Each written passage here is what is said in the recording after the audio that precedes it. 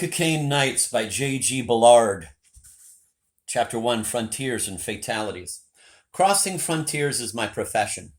Those strips of no man's land between the checkpoints always seem such zones of promise, rich with the possibilities of new lives, new scents and affections.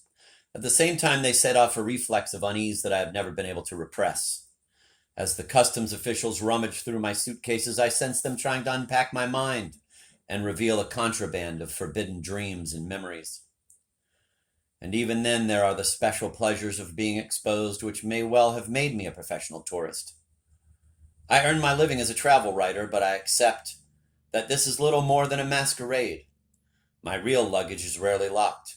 Its catch is eager to be sprung. Gibraltar was no exception, though this time there was a real basis for my feelings of guilt.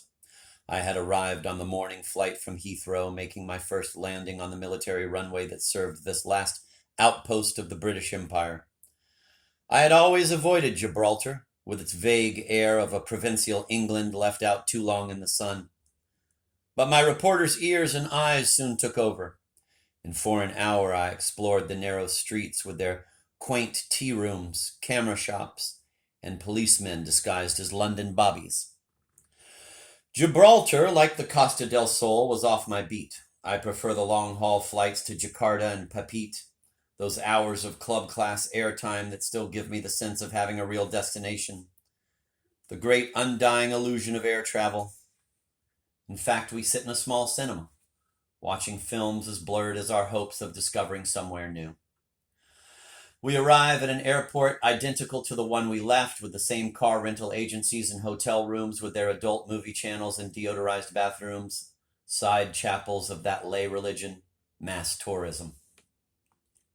There are the same bored bar girls waiting in the restaurant vestibules who later giggle as they play solitaire with our credit cards, tolerant eyes exploring those lines of fatigue in our faces that have nothing to do with age or tiredness. Gibraltar, though, soon surprised me. The sometime garrison post and naval base was a frontier sound, a Macau or Juarez that had decided to make the most of the late 20th century. At first sight, it resembled a seaside resort transported from a stony bay in Cornwall and erected beside the gatepost of the Mediterranean. But its real business clearly had nothing to do with peace, order, and the regulation of Her Majesty's waves. Like any frontier town, Gibraltar's main activity, I suspected, was smuggling. As I counted the stores crammed with cut-price video recorders and scanned the nameplates of the fringe banks that gleamed in the darkened doorways, I guessed that the economy and civic pride of this geopolitical relic were devoted to rooking the Spanish state, to money laundering and the smuggling of untaxed perfumes and pharmaceuticals.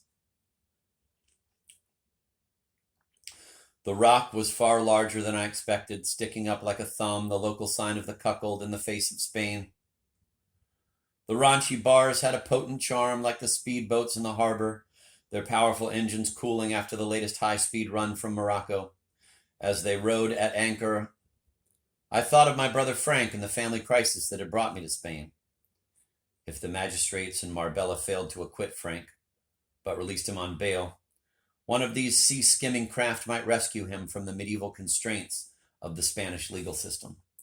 Later that afternoon, I would meet Frank and his lawyer in Marbella, a 40-minute drive up the coast. But when I collected my car from the rental office near the airport, I found that an immense traffic jam had closed the border crossing. Hundreds of cars and buses waited in a gritty haze of engine exhaust, while teenaged girls, grizzled, and their grandmothers shouted at the Spanish soldiers. Ignoring the impatient horns, the Guardia Civil were checking every screw and rivet, officiously searching suitcases and supermarket cartons, peering under bonnets and spare wheels. I need to be in Marbella by 5, I told the rental office manager, who was gazing at the stalled vehicles with the serenity of a man about to lease his last car before collecting his pension. This traffic jam has a permanent look about it. Calm yourself, Mr. Prentice. It can clear at any time, when the Guardia realize how bored they are. All these regulations, I shook my head over the rental agreement. Spare bulbs, first aid kit, fire extinguisher? This Renault is better equipped than the plane that flew me here. You should blame Cadiz. The new civil governor is obsessed with La Linea. His workfare schemes are unpopular with the people there. Too bad. So there's a lot of unemployment? Not exactly, rather too much employment, but of the wrong kind. The smuggling kind. A few cigarettes and camcorders? Not so few. Everyone at La Linea is very happy. They hope that Gibraltar will remain British forever. I had begun to think about Frank, who remained British but in a Spanish cell. As I joined the line of waiting cars, I remembered our childhood in Saudi Arabia 20 years earlier, and the arbitrary traffic checks carried out by the religious police in the weeks before Christmas. Not only was the smallest drop of festive alcohol the target of their silky hands, but even a single sheet of seasonal wrapping paper with its sinister emblems of Yule logs, holly, and ivy. Frank and I would sit in the back of our father's Chevrolet, clutching the train sets that would be wrapped only minutes before we opened them, while he argued with the police in his sarcastic professional Arabic, unsettling our nervous mother.